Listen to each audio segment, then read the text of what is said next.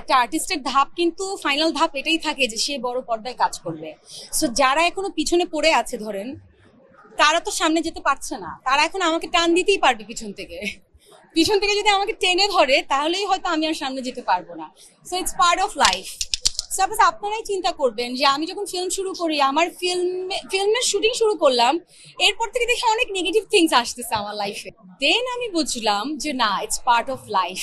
But আমি কিন্তু থেমে রইনি, আলহামদুলিল্লাহ। আমি কিন্তু আমার শুটিং শেষ করেছি, আমি আমার কাজ করেছি। সো আমার কাছে মনে হয় যে it's part of life.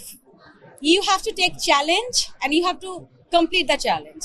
That's it. আপনি যতটুকু কাজ করলেন শাকিব ভাইয়ের সাথে অভিজ্ঞতা কেমন ছিল? খুবই ভালো, খুবই ভালো। I have to say, I must say, Shakib ভাইয়াকে আমরা তো সবাইকে নিয়ে কথা বলি, ভালো বলি, খারাপ বলি। আমরা কিন্তু একটা মানুষকে কাছের থেকে না দেখলে বুঝি না সেই মানুষটা কেমন। যেমন আপনারা আমাকে দূর থেকে দেখছেন, আপনারা কিন্তু অনেকেই জানেন না আমি কাছের থেকে কেমন। কাছের যারা তারা কিন্তু জানে।